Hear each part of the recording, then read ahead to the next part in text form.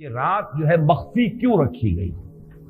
تعین کے ساتھ کچھ معلوم نہیں یہ رات کون سی رات ہے، کون سی رات ہے، اس کا جواب تو میں بعد میں دوں گا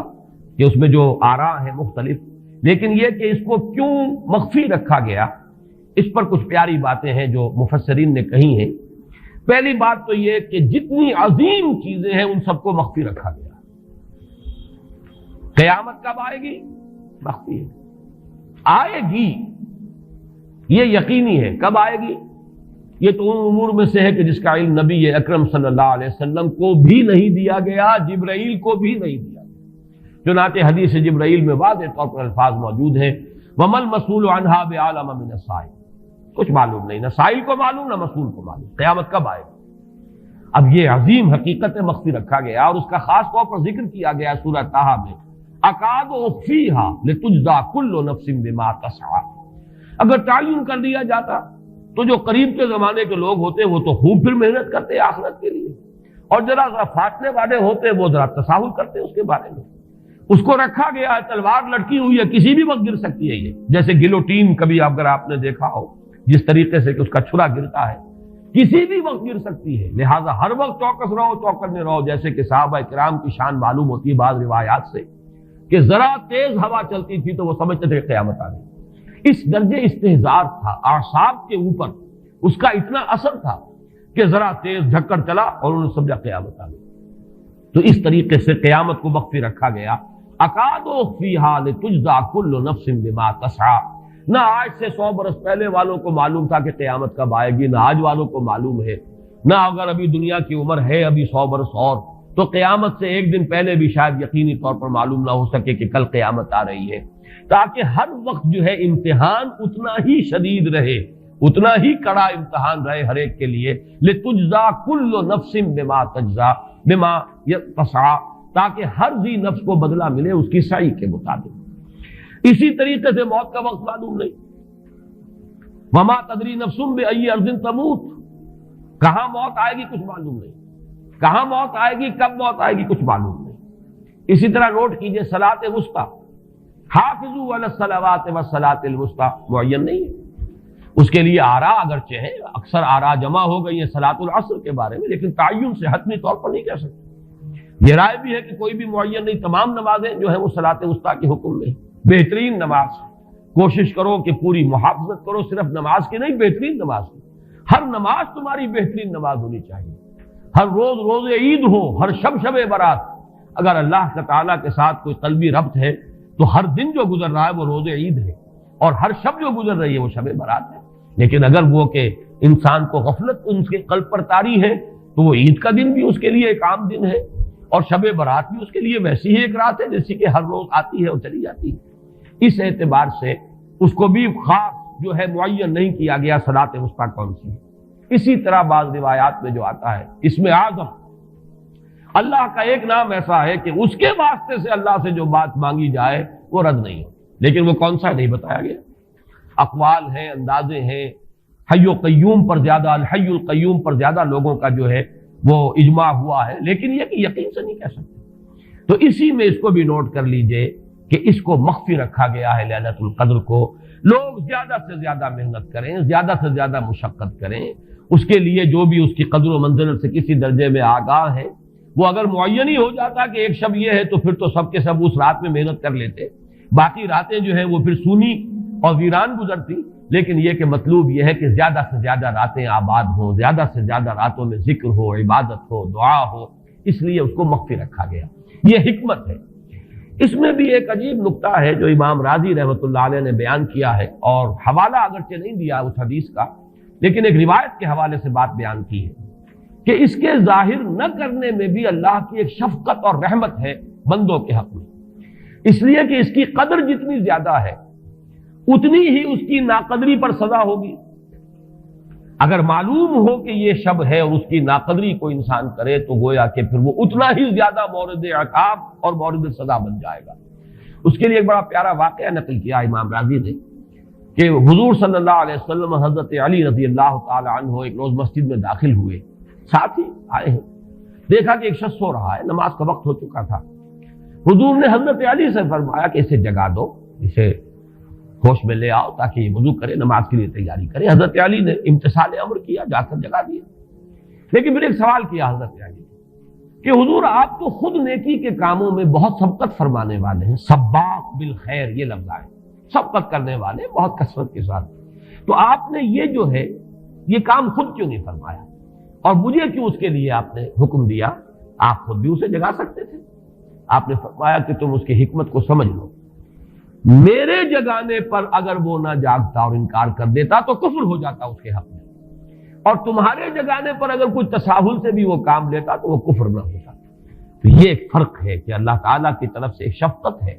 کہ حضور صلی اللہ علیہ وسلم جگاتے اور کسی درجے میں وہ انکار کر دیتا۔ کبھی ایسا بھی ہوتا آدمی نیند میں ہے اور وہ کہتا جاؤ جاؤ مجھے آرام کرنے دو، تو اگر میرے ساتھ یہ معاملہ ہوتا تو وہ کفر کے درجے کو پہنچ جاتی بات، لیکن اگر تمہارے ساتھ یہ معاملہ ہو بھی جاتا تو اس درجے شدید نہ ہوتا۔ تو گویا کہ حضور نے اس شخص پر شفقت کے اعتبار سے یہ شکل اختیار کی کہ خود نہیں جگایا، بلکہ یہ کہ حضرت علی رضی اللہ تعالیٰ عنہ کو حکم دیا کہ اسے جگا دیں۔ تو یہ نقطہ کہ لیلۃ القدر کے اخفاء میں یہ بات بھی ہے کہ اگر اس کو عیاں کر دیا جاتا، معین کر دیا جاتا، تو پھر جو لوگ اس سے غافل رہتے پھر وہ بہت سخت ناقدری کا ارتکاب کرتے اور بڑی سزا کے مستوجب ہو جاتے۔ اب آپ چھٹی بحث ہے کہ وہ رات کون سی ہے۔ اگرچہ ایک رائے شاذ یہ بھی ہے کہ وہ رمضان سے باہر کی رات بھی ہو سکتی ہے، لازم نہیں ہے کہ رمضان ہی کی کوئی شب ہو۔ اس میں چونکہ بعض حضرات نے ایک روایت کی وجہ سے جسے ہم شب برات کہتے ہیں، لیلۃ البرات، یہ شعبان کی 15ویں شب، درمیانی شب، اور اس کے بارے میں ایک روایت موجود ہے حضرت عائشہ صدیقہ رضی اللہ تعالی عنہا کی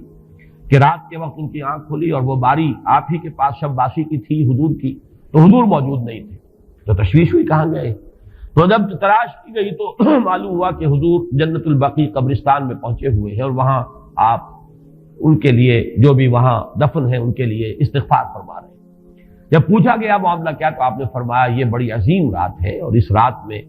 فوت ہونے والوں کا فیصلہ ہو جاتا ہے، پیدا ہونے والوں کا فیصلہ ہو جاتا ہے۔ تو اب وہ بھی ایک لیلہ مبارکہ، اسی وجہ سے بعض لوگوں نے وہ جو سورہ دخان کی ابتدائی آیات ہیں انا انزلناہ فی لیلۃ مبارکۃ، اس کو محمول کیا ہے اسی رات پر کہ جس کو ہم شب برات کہتے ہیں اپنی عام اصطلاح میں، لیلۃ البرات اسے عربی میں کہا جاتا ہے۔ برات کے معنی کسی کا چھٹکارا پا لینا۔ یہ شب برات جو ہے وہ برات شادی والی برات نہیں ہے، بلکہ یہ برات کا لفظ ہے عربی زبان کا، جو ہمارے ہاں وہ غلط العام میں برات شب برات بن گیا ہے۔ برات، برات من اللہ ورسولہ، جو سورہ برات کا پہلا لفظ ہے کہ چھٹکارا پانا، کہ وہ رات بھی ایسی ہے کہ اس میں انسان استغفار کرے اور اللہ تعالیٰ سے اپنے گناہوں کی معافی مانگے تو اپنے آپ کو جہنم سے چھٹکارا دلا سکتا ہے، وہ شب برات ہے۔ اس اعتبار سے کچھ لوگوں نے گمان کیا کہ شاید لیلۃ القدر اور لیلہ مبارکہ اس حدیث کی روح سے وہی شب ہے، وہ ظاہر بات ہے کہ خارج از رمضان مبارک ہے، اور یہ کہ اس کے علاوہ بھی بعض آراء ہیں، لیکن یہ آراء جو ہے شاذ کے درجے میں یہ کہہ سکتا ہوں کہ تقریباً اجماع ہے اس پر کہ یہ رات رمضان مبارک ہی کی ایک رات ہے۔ اس کی دلیل ایک تو یہ کہ القرآن یفسر بعضہ بعضا کے اصول کے مطابق قرآن مجید کے اندر سورہ بقرہ میں یہ واضح کر دیا گیا شہر رمضان الذی انزل فیہ القرآن، رمضان مبارک کا مہینہ وہ ہے کہ جس میں قرآن نازل کیا گیا، اور یہاں فرمایا انا انزلناہ فی لیلۃ القدر، ہم نے اس کو اتارا ہے لیلۃ القدر میں۔ ان دونوں کو جوڑیے تو اس کا ایک لا محالہ جو ایک انیویٹیبل رزلٹ نکلتا ہے وہ یہی ہے کہ یہ لیلۃ القدر رمضان مبارک میں۔ دوسری اس کی تائید ہوتی ہے وہ مشہور حدیث جس کو الحمدللہ کہ ہم نے بہت عام کیا ہے، رمضان مبارک کی آمد سے قبل کوشش ہوتی ہے ہر سال جو ہے اس کی یاد دہانی کرا دی جائے۔ ایک طویل خطبہ جو حضور نے دیا تھا، خطبنا رسول اللہ صلی اللہ علیہ وسلم فی آخر یوم من شعبان، یہ حضرت سلمان فارسی رضی اللہ تعالیٰ عنہ سے مروی ہے کہ حضور نے شعبان کے آخری دن ہمیں خطبہ ارشاد فرمایا، یا ایھا الناس قد اظلکم شہر عظیم شہر مبارک شہر فیہ لیلۃ خیر من الف شہر، لوگوں آگاہ ہو جاؤ، تم پر ایک بہت مبارک مہینے نے، بڑی عظمت والے مہینے نے سایہ کر دیا ہے، سایہ فگن ہو گیا ہے تم پر ایک مہینہ جو بڑی عظمت والا ہے، شہر عظیم جو بڑی برکت والا ہے، شہر مبارک، اور تیسرا جملہ اس میں یہی ہے شہر فیہ لیلۃ خیر من الف شہر، وہ مہینہ کہ جس میں ایک رات وہ بھی ہے کہ جو 1000 مہینوں سے افضل ہے۔ ان دونوں چیزوں کے حوالے سے تقریباً دلائل بھی موجود ہیں، اور ویسے یہ کہ جیسا کہ میں عرض کر چکا ہوں اجماع ہے کہ یہ رمضان مبارک ہی کی ایک شب ہے۔ لیکن رمضان مبارک کی کون سی شب ہے، اس پر بعض مفسرین نے تو لکھا ہے کہ 40 قول ہیں۔ چنانچہ صاحب تفسیر مظہری قاضی ثناء اللہ پانی پتی نے، میں نے وہ تفصیل تو نہیں پڑھی، کہ 40 قول نقل کیے،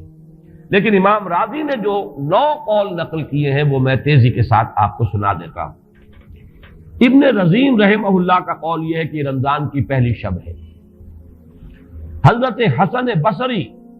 رحمت اللہ علیہ، یہ ہے تابعین میں سے، اس لیے میں رضی اللہ عنہ نہیں کہہ رہا، رحمت اللہ علیہ، حضرت حسن بصری رحمت اللہ علیہ کی رائے ہے کہ یہ 17ویں شب ہے، یعنی وہ شب کہ پھر جس کے اگلے دن جو ہے وہ غزوہ بدر ہوا ہے، یوم الفرقان۔ حضرت انس رضی اللہ تعالی عنہ مرفوعاً روایت کرتے ہیں کہ یہ 19ویں شب ہے۔ محمد بن اسحاق جو بہت بڑے سیرت نگار ہیں حضور کے، ان کا قول ہے کہ یہ 21ویں شب ہے۔ حضرت عبداللہ ابن عباس رضی اللہ تعالی عنہما سے قول جو ہے مروی ہے کہ یہ 23ویں شب ہے۔ حضرت عبداللہ ابن مسعود رضی اللہ تعالی عنہ سے مروی ہے کہ یہ 24ویں شب ہے،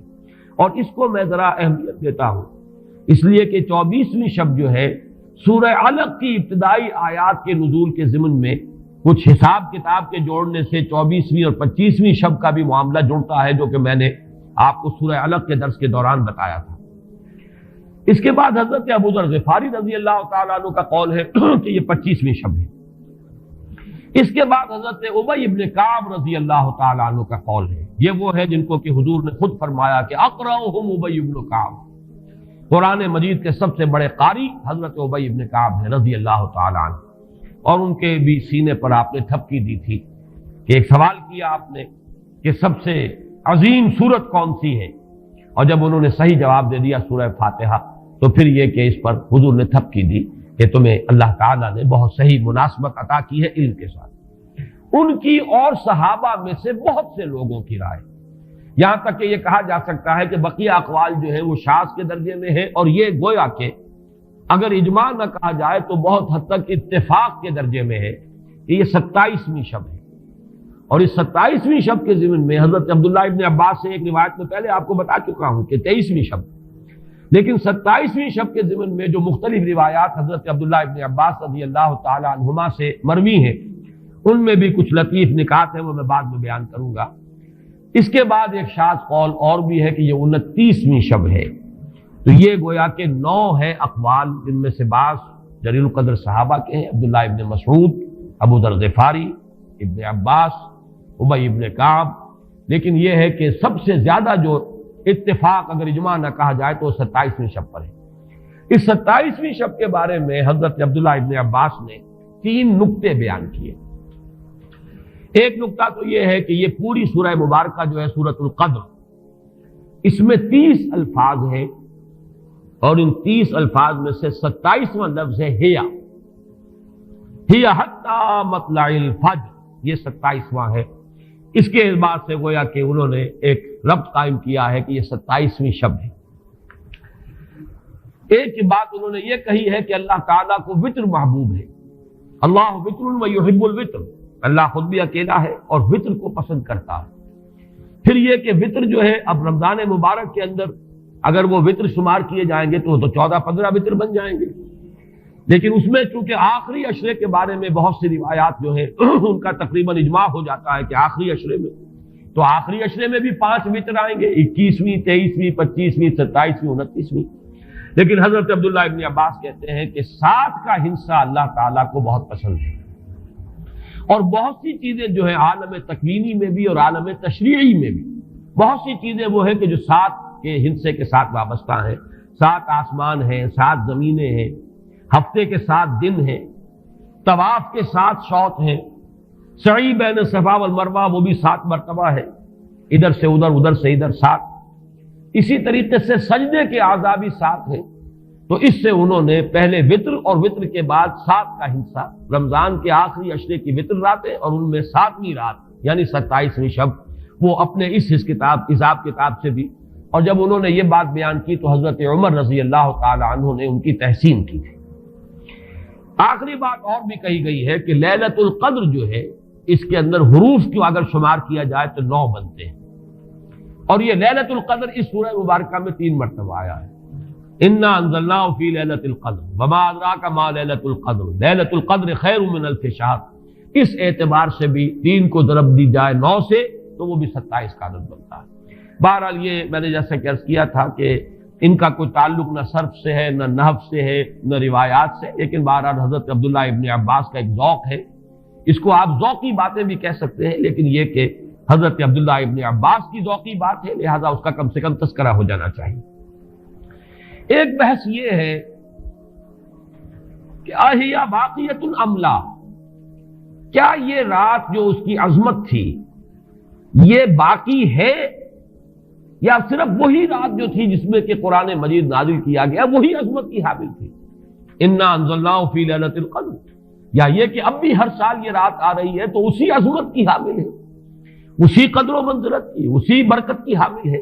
اس پر بھی تقریباً ایک اجماع ہے کہ یہ لیلۃ القدر باقی